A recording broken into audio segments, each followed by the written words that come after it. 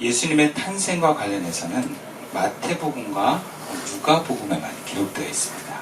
그래서 우리가 사복음서라고 하는 마태, 마가, 누가, 요한복음 중에 마태와 이 누가복음에만 탄생 이야기가 기록되어 있는데요. 누가복음에는 탄생과 관련해서 특별히 천군 천사들의 찬양과 목자들의 경배가 나옵니다. 그것이 오늘 8절부터 12절까지의 말씀이에요. 그 지역의 목자들이 밤에 밖에서 자기 양떼를 지키더니 주의 사자가 곁에 서고 주의 영광이 그들을 두루 비추매 크게 무서워하는지라. 천사가 이르되 무서워하지 말라. 보라, 내가 온 백성에 미칠 큰 기쁨의 좋은 소식을 너희에게 전하노라. 오늘 다윗의 동네에 너희를 위하여 구주가 나셨으니 곧 그리스도 주시니라. 너희가 가서 강보에 쌓여 구유에 뉘어 있는 아기를 보리니 이것이 너희에게 표적이니라 하더니. 누가복음의 저자인 누가는 예수의 탄생을 이 목자들과 연결을 시킵니다. 베들레헴은 다윗의 고향이고 다윗은 양을 치는 목자였고 예수는 목자 중에 목자이기 때문이다 라는 해석도 있습니다. 어쨌든 이 목자들은 겨울에 양떼를 노숙시키는 경우가 많았습니다. 그러니까 이렇게 풀을 먹이러 먼 곳까지 갔다가 돌아올 수 있는 여지, 시간이나 거리가 안 되는 거예요. 그러면 주비에 놨거나 혹은 근처 동굴 혹은 이런 곳에서 양과 함께 노숙을 합니다. 그런데 그때 이 들판에 노숙을 하고 있는데 주님의 천사가 그들에 나타나는 것입니다. 본문에 표현하면 주의 영광이 그들을 두루 비추매 라고 그랬어요. 그러니까 주의 영광이라는 표현은 구약에서는 하나님의 임재를 나타낼 때 영광을 바로 말합니다. 그렇다면 구약에서 보이는 모습처럼 그 영광의 순간에는 항상 인간은 두려울 수밖에 없었습니다.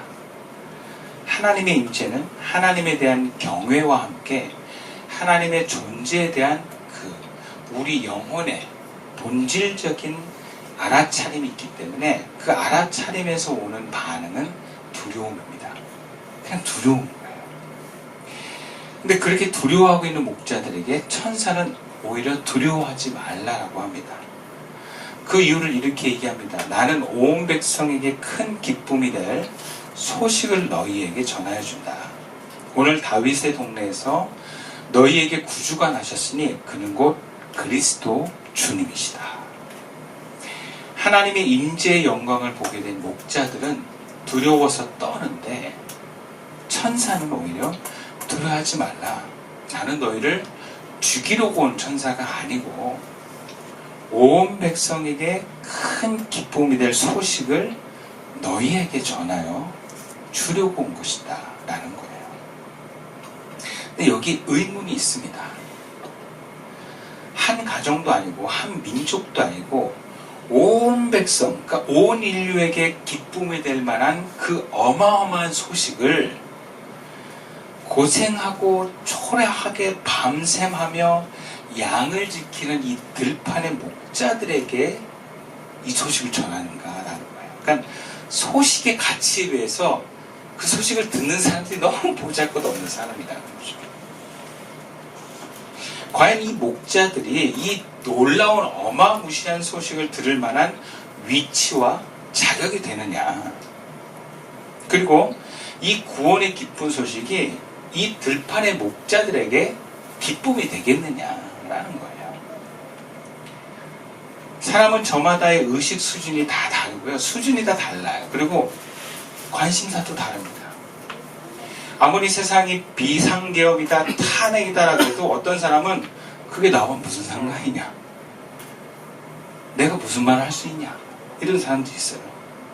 그리고 오늘 내가 먹고 사는 게 중요한 사람한테는 그냥 그 탄핵이든 계엄이든 방해만 안 왔으면 좋겠어. 하나님께서는 인류를 구원할 기쁨의 소식을 왜, 뭐하러 이 한밤에 가난한 동네 목자들에게 주의 천사까지 이렇게 막 동원을 하면서 전해야 되느냐 말입니다. 마태복음처럼 마태복음에는 누가 이 소식을 듣고 알게 되냐면 동방의 박사들이라 그래요. 그들은 돈도 있고 지위도 있고 지혜도 있는 사람들이에요. 그래서 예수님을 만나러 갈 때 그냥 안 가고요. 왕을 거쳐서 갑니다. 그러니까 왕을 만날 수 있는 어떤 외교적인 지위가 있는 사람들이에요. 그리고 아기 예수를 만나는데 그냥 빈손으로 안 가고 황금과 유향과 모략을 바칩니다. 목자들은 빈손으로 갑니다. 급이 달라요.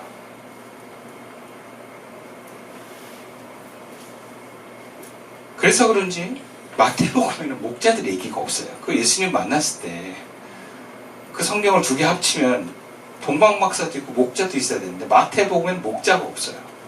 누가복음엔 동방박사가 없습니다.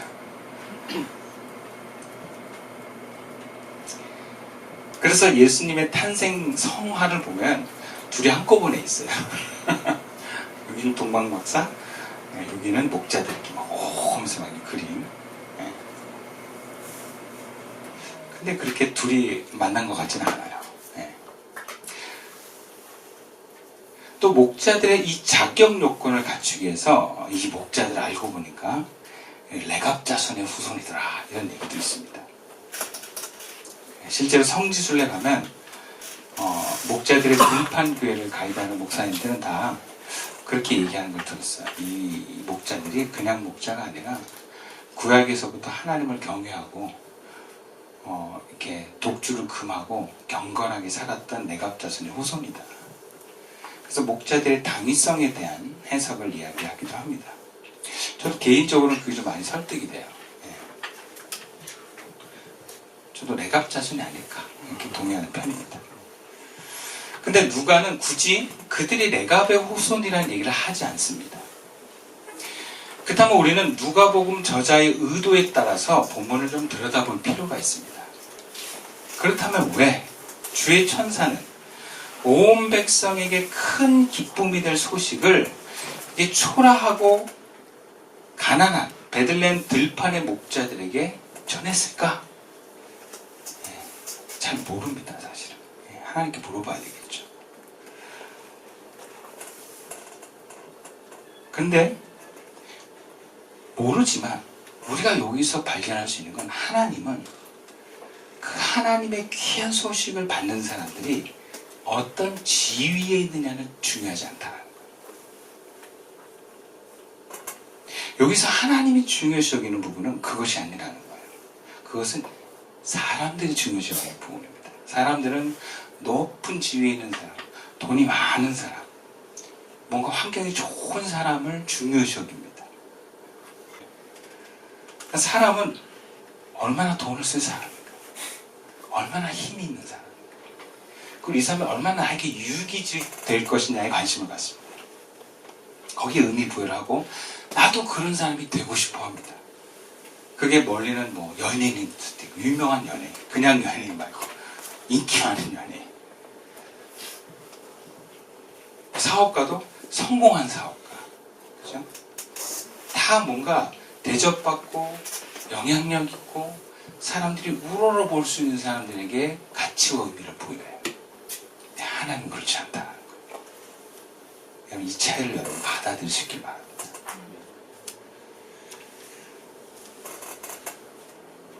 하나님께서 그 귀한 소식을 전할 대상자를, 첫 번째 대상자를 그 당시에 많은 정치적인 유력자, 돈 많은 사람 이런 사람들 다 제외하고 물론 그들이 레갑의 자손의 후손인지 아닌지는 알 수 없지만 천사들의 소식을 들었을 때 바르게 반응할 만한 사람에게 이 소식을 전했다는 거예요.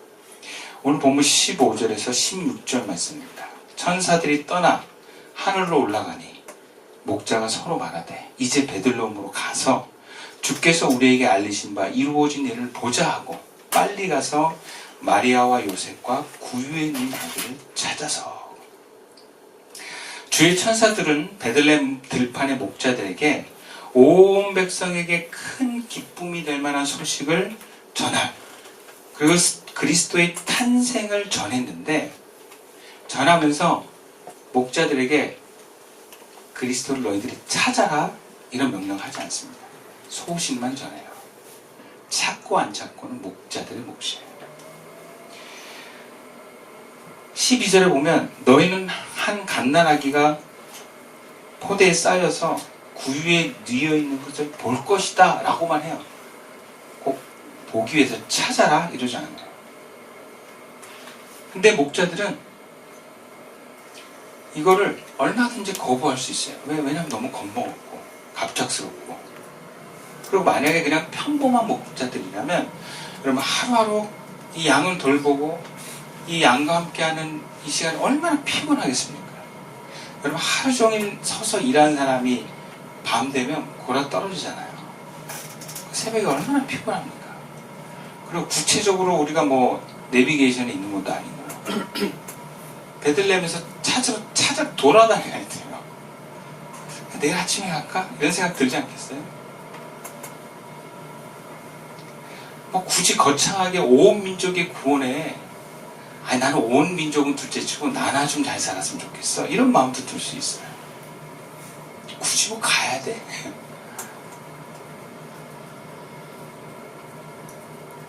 근데 목자들은 오늘 본문에 보니까 즉시 베들레헴 동네에 다니면서 그 말구에 담긴 아기 예수를 찾아 나섭니다. 즉시 찾아 났어요.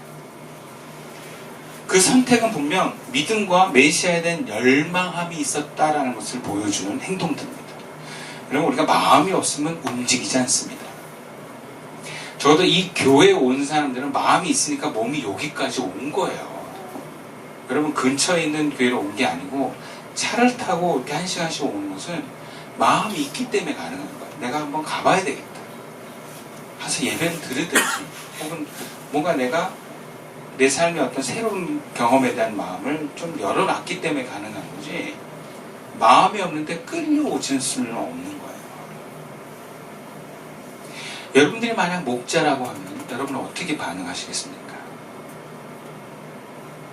이 목자들은 그냥 간 것도 아니고 빨리 갔습니다. 빨리. 성경의 관점에서 사실 우리 이방인들은, 우리가 이방인이에요. 성경의 관점에서 그리스도에 대한 의미와 기다림이 원래 없는 민족이에요. 우리에게 민족적으로 그리스도가 뭔지도 잘 모르고 와닿지도 않습니다. 그래서 어떤 사람은 기독교의 하나님은 서양의 하나님이라고 표현했어요. 우리 동양에서는 그 서양의 하나님을 우리가 믿을 게 아니라 우리도 단군 시대부터 내려오는 그 하늘을 받들어야 된다, 이런 얘기도 해요.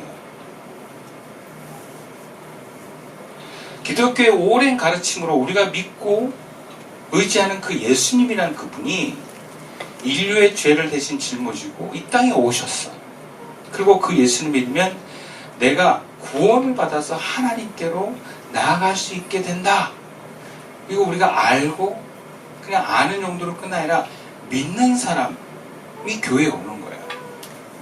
근데 우리가 이렇게 알고 믿는 수준과 개념보다 유대인들이 생각하는 메시아에 대한 이해와 기다림은 굉장히 차이가 커요. 유대인들은 신분 여하를 막론하고 그들 모두는 그들의 역사 속에서 하나님과 함께 하셨다는 기록과 고백이 있습니다. 그래서 이사야서에도 보면 유대 민족은 하나님의 증언을 하는 백성이다, 이렇게 얘기해요. 그들의 오랜 가르침, 특별히 예언서를 통해서 언젠가 하나님이 보내시기로 약속하신 이상적인 구원자가 올 것이다 라고 하는 그 기록, 그 말씀에 의해서 모든 유대 민족은 그 말씀을 믿고 메시아를 기다리고 있습니다. 부자건 가난한 자건 메시아에 대한 열망은 이스라엘 백성이라면 누구나 다 똑같습니다.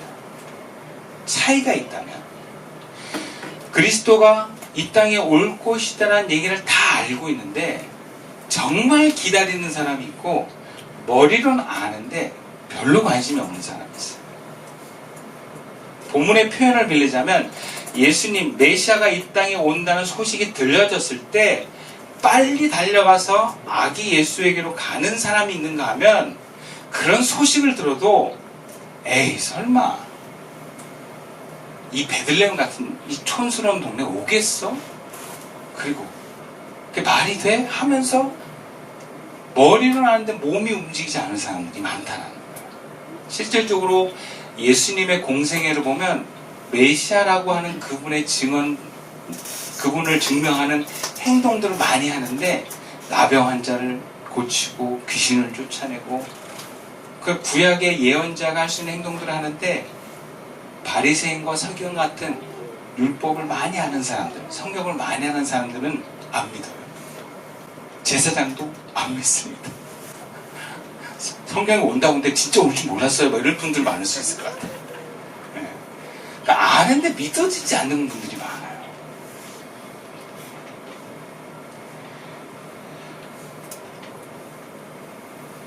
근데 하나님은 그런 관심 없는 사람이 아니라 몸이 움직일 사람에게 천사를 보내셨다는 거예요.